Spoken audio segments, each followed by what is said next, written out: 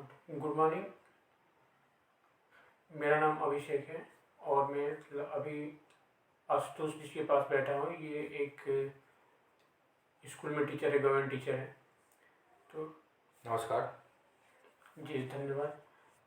इसके लिए सबसे पहले हम लोग थोड़ा सा इसे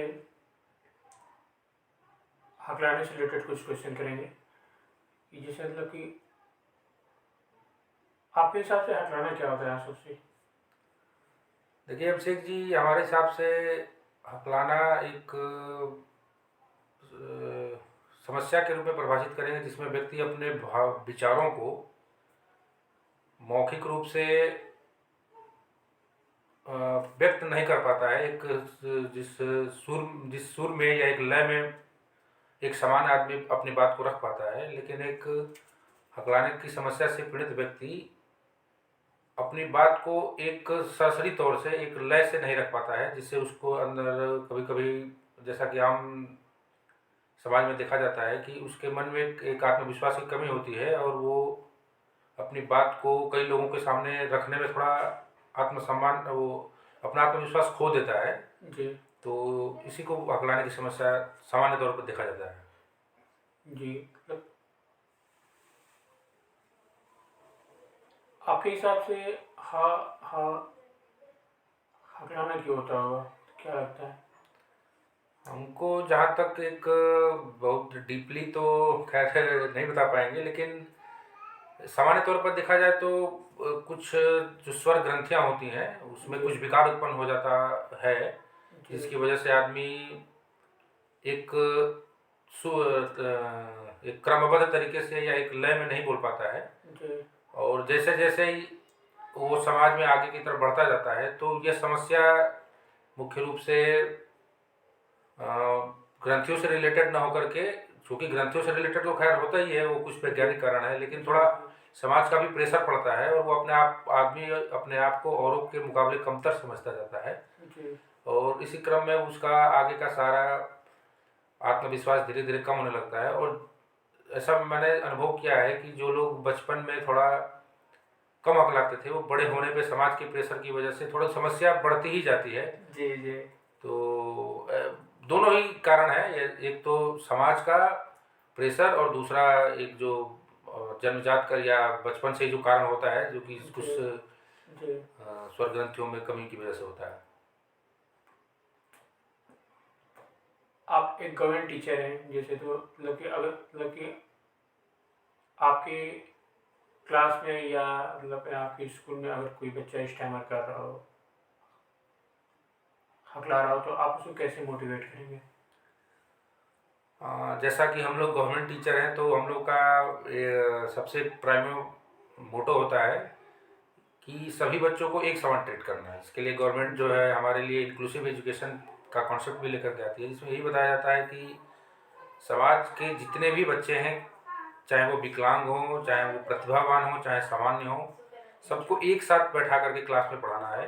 जी तो हम लोग की यही कोशिश होती है कि चाहे वो विकलांग बच्चा हो, चाहे वो स्टेमिनिंग से रिलेटेड हो, या किसी भी प्रकार के अन्य मानसिक विकार से भी पीड़ित हो, तो उसको उस बात का आभास ना होने दिया जाए कि वो औरों के मुकाबले कमतर है।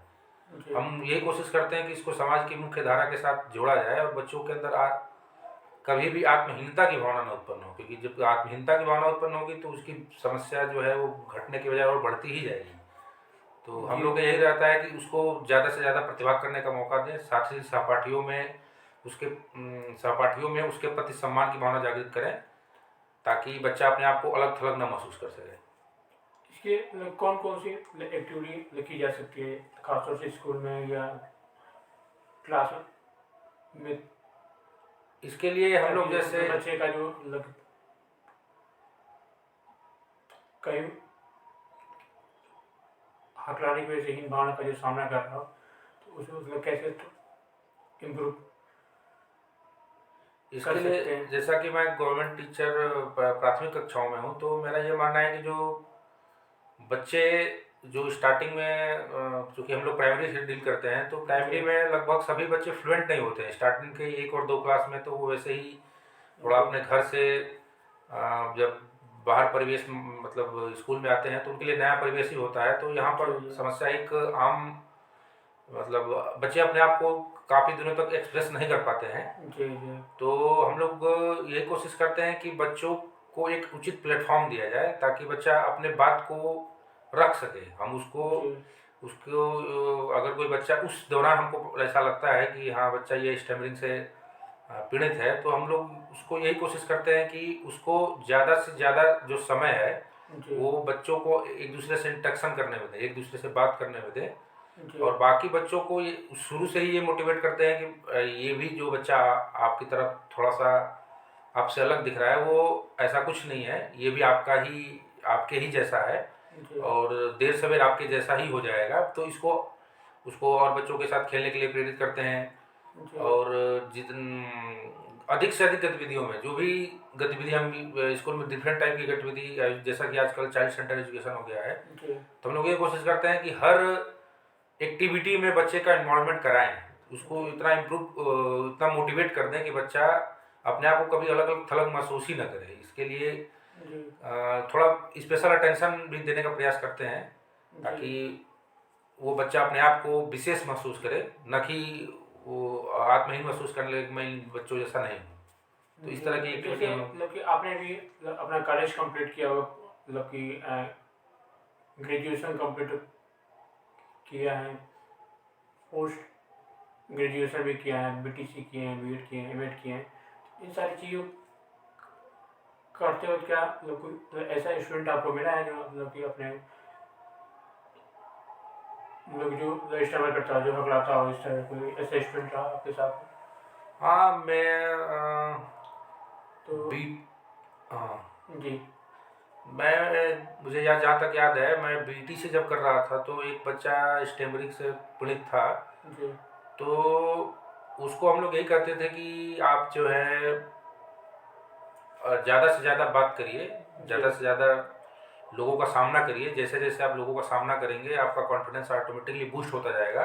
जी और मैं बताना चाहूँगा कि मैंने देखा था कि उल्लेखनीय प्रगति हुई थी उसमें। जी और उसकी स्टेमिनिंग तो में जो प्रॉब्लम थी वो धीरे धीरे जब वो लोगों से घुल मिल के रहने लगा तो काफ़ी हद पूरा तो नहीं सही हुआ था, बट पहले से इम्प्रूवमेंट नज़र आया था। जी तो मतलब कि जैसे क्लास में उसका व्यवहार कैसा होता था? और लड़कों की तरफ सबसे घुलता मिलता था, या मतलब कि ऐसे मतलब अकेले के रहता था, शांत शांत रहता था, मतलब और एक्टिविटी में और बच्चे आगे होते थे, वो जैसे मतलब एक पीछे पीछे रहता था कि नहीं मेरे से कोई जहाँ तक मुझे याद है क्लास वो में टीचिंग करने के लिए ना बोल दे इस तरह का, या फिर मतलब जहाँ तक मुझे याद है वो बच्चा काफ़ी इन्वॉल्वमेंट होने की कोशिश करता था। शुरू शुरू में दबा दबा सा रहता था, खैर जी उसने जहाँ से भी पढ़ा हो। जी बट चूंकि बीटीसी में इस तरह का माहौल था जी कि सभी लोग उसको सपोर्ट करते थे, जी बल्कि हम लोग के साथ वो फील्ड ट्रिप्स में भी जाता था। जी जी और बाकी हम लोगों ने उसको इतना मोटिवेट किया था कि वो हम लोग के साथ मुख्य धारा में आने की कोशिश कर रहा था और सभी लोग सपोर्ट कर रहे थे। जी तो जी सपोर्ट बहुत बड़ी चीज़ होती है। जी तो इसकी वजह से वो हर चीज़ में एक्टिव इन्वॉल्वमेंट रहता था। जी और मेरे हिसाब से अब वो सेटल्ड है, ठीक ठाक है। जी तो मतलब कि अगर कोई मतलब कोई मतलब व्यक्ति आपके सामने हकलाता है या क्लास में कुछ मतलब क्वेश्चन पूछने की कोशिश करता है, और जैसे मतलब कि पूछ ना पाता हो, जैसे मतलब कि अपनी बात कंप्लीट ना कर पाता हो, तो मतलब उसके साथ एक टीचर को क्या करना चाहिए? नहीं, जहाँ तक टीचर की बात है तो टीचर का तो मुख्य काम है, सबसे महत्वपूर्ण काम है कि बच्चे का सम्मान करना। जब तक वो बच्चे को सम्मान नहीं देगा, जी बच्चा अपने आप को ठगा महसूस करेगा, वो हमेशा पीछे ही रह जाएगा। अगर बच्चा अपनी बात को रखना चाहता है, कुछ टाइम लगाता है, जैसा मैंने पहले ही बताया कि सभी छात्र एक जैसे नहीं होते हैं, कुछ का IQ लेवल जी कम होता है, कुछ जी सामान्य होते हैं, कुछ प्रतिभावान होते हैं। तो एक कुशल टीचर की यही मतलब यही ड्यूटी होती है कि वो सभी छात्रों को एक जैसा ट्रीट करे, सबके लिए आगे बढ़ने के समान मौके उपलब्ध कराए। जी तो मैं तो, जहाँ तक मेरे पर्सनल है, तो मैं तो ये चाहूँगा कि उस बच्चे को एक्सप्रेस करने के लिए सामान्य बच्चे की तुलना में थोड़ा ज़्यादा समय दिया जाए, जी ताकि वो बच्चा अपनी भावनाओं को अच्छी तरह से व्यक्त कर सके। जी और जब वो अच्छी तरह से एक बार व्यक्त करना शुरू कर देगा तो उसके मन में अपने आप आत्मविश्वास बढ़ता जाएगा और वो अपनी बातों को बहुत अच्छे तरीके से रखेगा। जब धीरे धीरे रखना शुरू कर देगा तो उसकी स्टैमिना की प्रॉब्लम धीरे धीरे कम होनी शुरू हो जाएगी। जी। अगर कोई स्टूडेंट है जो हकलाता है और एजुकेशन के एजुकेशन में टीचिंग के फील्ड में अगर जाना चाहे और उसको हा हा हकलाने की भी दिक्कत है, तो उस केस में वो क्या कर सकता है? अब जब अगर कोई स्टैमरिंग से पीड़ित व्यक्ति टीचर बनना चाहे, तो जहाँ तक मैंने बताया कि इंक्लूसिव एजुकेशन और गवर्नमेंट की पॉलिसी के अंतर्गत उसको बिल्कुल पूरा अधिकार है, और संविधान ने हमें अधिकार दे रखा है कि उसको टीचर भी बनना चाहिए, और टीचर ही नहीं बल्कि हर एक फील्ड में पार्टिसिपेट कर सकता है। अब जहाँ तक रही बात कि लोगों को शिक्षित करना है, तो उसको अगर हमारा समाज इस तरह से धीरे धीरे डेवलप होगा, और जो ये स्टैमरिंग है और किसी भी विकलांगता से पीड़ित व्यक्ति जब आ जाते हैं, तो उसको वैसे ही ट्रीटमेंट करना चाहिए, वैसा ही ट्रीटमेंट मिलेगा जैसे और व्यक्तियों के साथ मिलता है। ऐसा नहीं है कि जो व्यक्ति विकलांग होते हैं वो टीचर नहीं होते हैं, या बल्कि उनका तो गवर्नमेंट ने वो कोटा भी निर्धारित कर रखा है कि इतना फिजिकली हैंडीकैप के लिए। तो मेरे हिसाब से उससे तो बेटर स्थिति है स्टैमरिंग की, और आदमी अपने आप को एक्सप्रेस कर सकता है। जी। तो ऐसा नहीं है कि वो टीचर बन जाएगा तो बच्चे को अपनी बात नहीं समझा पाएगा या अपनी बात नहीं कर सकता है। हाँ, थोड़ा सा ये होगा कि स्टार्टिंग में बच्चों को कुछ दिन के लिए समस्या हो सकती है कि सर जो है अपना बात सही से नहीं रख पा रहे हैं, लेकिन धीरे धीरे वो फ्लो में आ जाएगा और बच्चे फिर सपोर्ट करना शुरू कर देंगे। स्टार्टिंग में तो अच्छे अच्छे टीचर्स को भी स्टूडेंट जो है मतलब पहले एक दो दिन परेशान करते हैं, तो उसमें ऐसी कोई बात नहीं है। जी। वो निश्चित रूप से एक स्टैंडिंग करने वाला व्यक्ति टीचिंग प्रोफेशन में आ सकता है, ऐसा कोई मेरे हिसाब से तो ऐसा कोई लगता नहीं है। अच्छा, तो जैसे कि आपने फर्स्ट टाइम जो टीचिंग करनी स्टार्ट हुई ट्रेनिंग के समय था, सबसे BTC बीट के समय या कॉलेज में, तो कि आपके अंदर भी जैसे क्लास में फियर आया हो, जैसे क्लास के सामने कैसे बोले, क्लास के सामने काफ़ी सारे स्टूडेंट होते हैं, तो उस केस में कि आपने अपने इमोशन को और अपने फियर को कैसे मैनेज किया था? हाँ, जहाँ तक मुझे याद आ रहा है, जो मैं स्टार्टिंग में फर्स्ट डे जब मैं टीचिंग करने गया था, तो मतलब सामने अचानक से क्राउड को देख के ऐसा लगा कि मैं कहाँ आ गया, मेरे पैर हिलने लगे। जी। तो फिर चूंकि फियर भी होता है और कॉन्फिडेंस भी उस टाइम नहीं होता है कि कैसे बच्चों को फेस करना है, जब पहली बार जाएंगे जी। तो ऐसा लगता है कि हम कहाँ आ गए हैं, अब हमको क्या करना है। जी। तो लेकिन वैसे ही एक बोला जाता है ना, ब्लैक बोर्ड ब्लैक बोर्ड जो होता है वो बहुत बड़ा दोस्त होता है टीचर का। अच्छा। तो उस पर मैंने कुछ लिखने का प्रयास किया, टॉपिक को लिखा, और धीरे धीरे लिखते हुए कुछ फिगर बना के, डायग्राम बना करके अपने जो फियर था उसको कंट्रोल किया।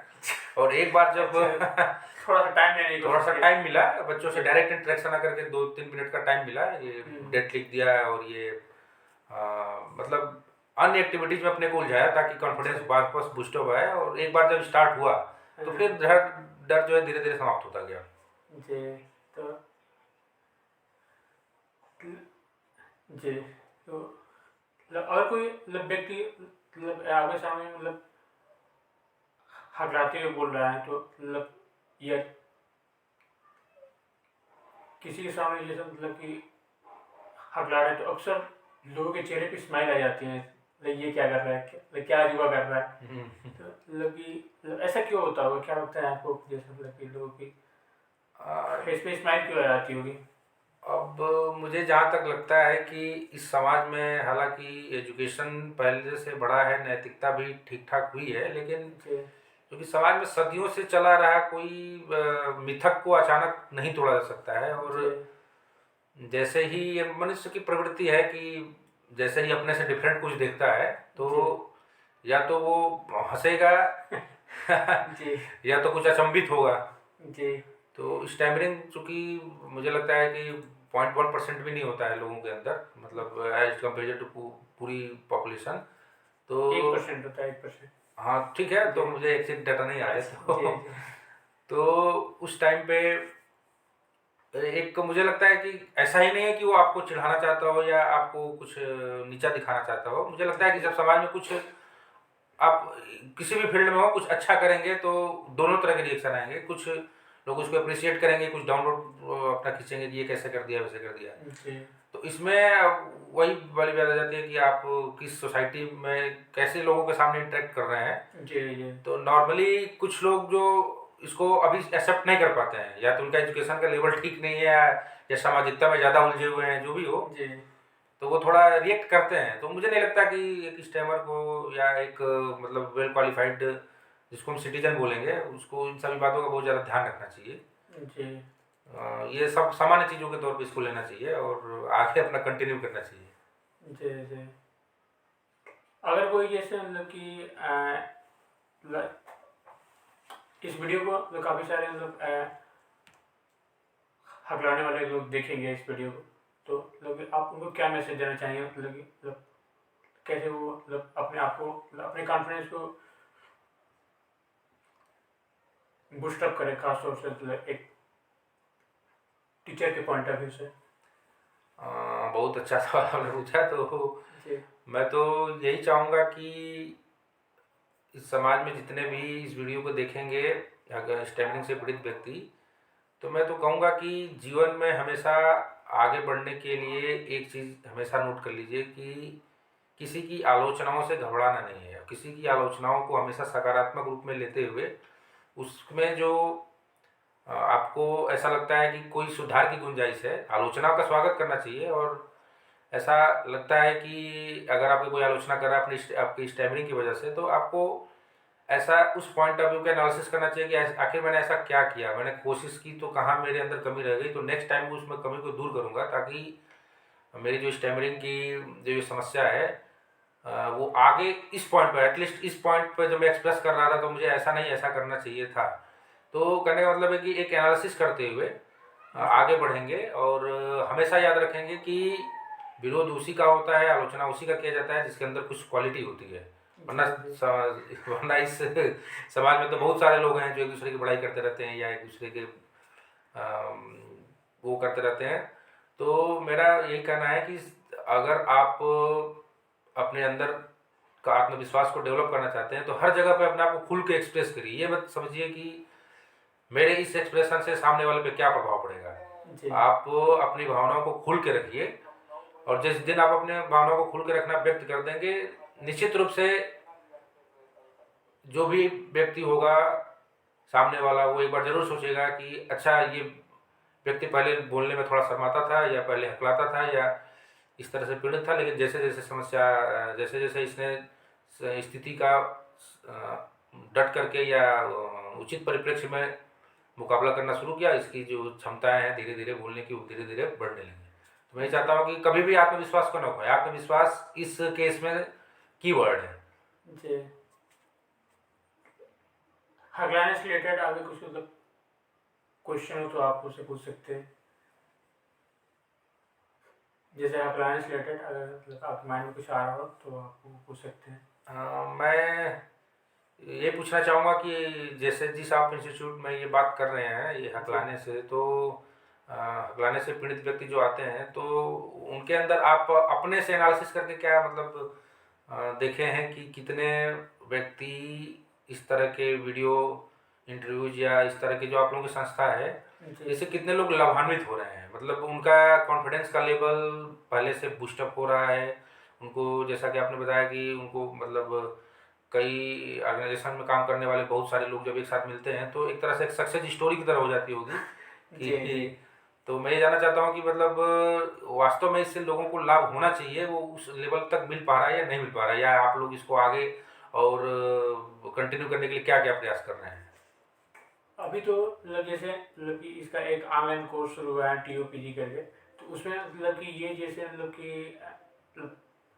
कि ऐसी कुछ एक्टिविटी मतलब स्टार्ट हुई है जैसे मतलब कि लोगों को इंटरव्यू लेना इस तरह से, जैसे अच्छा अच्छा। लोगों से इंटरेक्ट करना, इंटरेक्ट तो करते थे जैसे मतलब किसी SAG के थ्रू या ऐसे कुछ मतलब फ्रेंड्स के साथ या फैमिली मेम्बर के साथ लेकिन मतलब इस तरह की जैसे मतलब कि डिफरेंट डिफरेंट लेवल पे जाके मतलब हमारे जैसे मतलब अभी इंटरेक्ट नहीं करते थे, लेकिन मतलब अब धीरे धीरे इसको करना स्टार्ट किए हैं। तो मतलब क्योंकि मतलब कि जो हकलाने वालों के साथ एक चीज़ होती है जिसमें मतलब वो अपनी जो मतलब लोगों से मिलते ही नहीं है, कहने का मतलब ये है। अगर कोई मजबूरी हो जाए तो उस केस में मिलेंगे नहीं, तो लगी अपने आप चुप चुप रहेंगे, ये सब मतलब अकेले अकेले रहेंगे। तो अभी तो ये जस्ट स्टार्टिंग है, और भी मतलब काफ़ी लोग मतलब हैं ऐसे जैसे मतलब कि जो मतलब कि ऐसी एक्टिविटी कर रहे हैं, और काफ़ी मतलब कि एक्टिवली मतलब ये सब चीज़ों में इन्वॉल्व है। तो अभी देखते हैं मतलब कि इसके मतलब क्या इम्पैक्ट पड़ते हैं, जैसे मतलब खुद की स्पीच पे भी, और जैसे मतलब कि और मतलब ऑर्गेनाइजेशन के पॉइंट ऑफ व्यू से भी मतलब। लेकिन मैं मतलब कि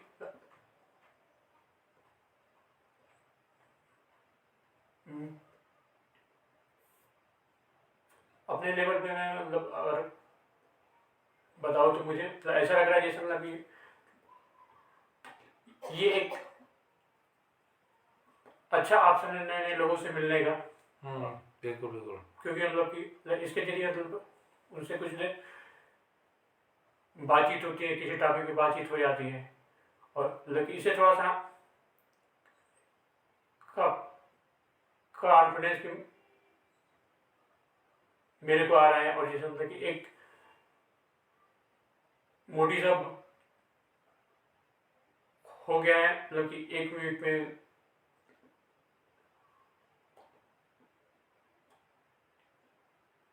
एक दिन नए लोगों से मिलना है, थोड़ा सा मतलब उनसे इंटरेक्शन करना है, इस तरह से मतलब अभी इसको कंटिन्यू किए देखते हैं लोग फ्यूचर में क्या होता है। लेकिन जो कुछ भी होगा पहले से मतलब कि अच्छा ही होगा, मतलब इस उम्मीद के साथ आगे कर रहे हैं। हाँ बिल्कुल बिल्कुल, आत्मविश्वास बनाए रखिए। और जी मेरा सभी लोगों को हार्दिक शुभकामनाएं हैं कि आप मुख्य धारा के साथ जुड़े, जी और सब समाज को फेस करने का एक कॉन्फिडेंस रखें। धीरे धीरे समस्या अपने आप खत्म होती रहेगी। और मैं यही चाहूँगा कि जो लोग भी स्टेमिना से जुड़े थे, कम से कम अपने आप को एक्सप्रेस करने के लिए आगे आएँ। वो आगे नहीं आएंगे तो समस्या बढ़ती जाएगी। जी तो मेरा सबसे यही निवेदन है कि आप सभी लोग कम से कम अपने आप को एक्सप्रेस करने की कोशिश करें।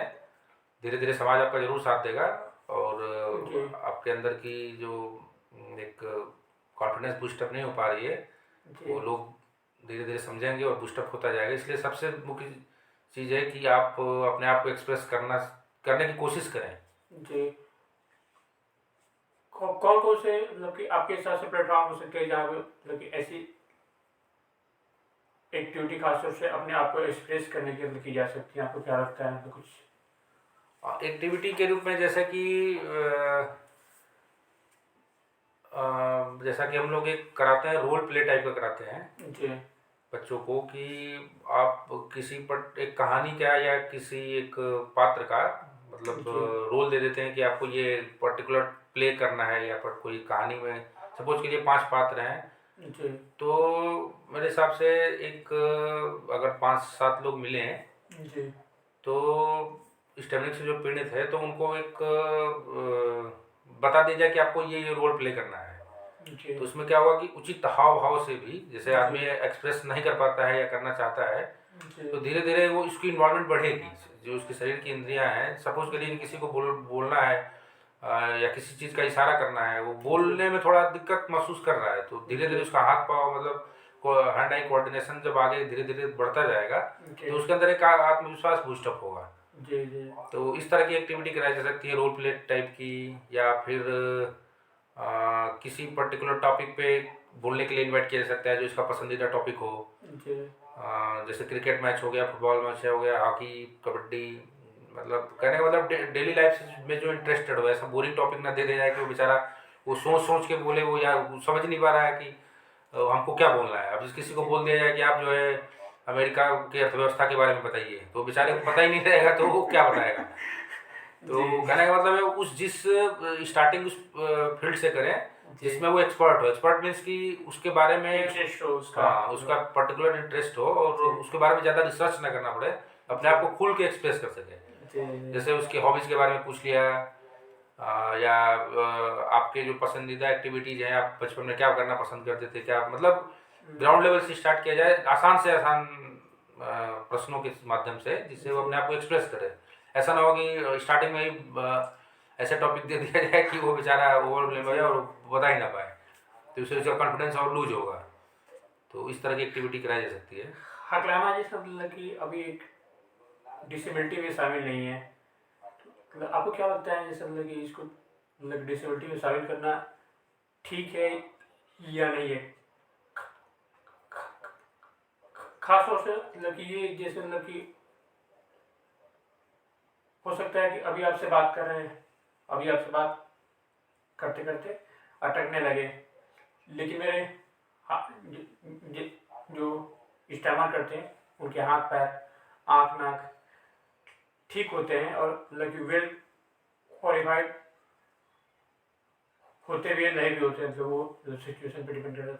मतलब कि आपको क्या लगता है जिसमें मतलब कि ये मतलब इसको डिसेबिलिटी में शामिल करना ठीक है या नहीं है, या इस पर कुछ थोड़ा सा रिजर्वेशन होना चाहिए? आपको क्या लगता है, मतलब आपकी पर्सनल राय क्या है?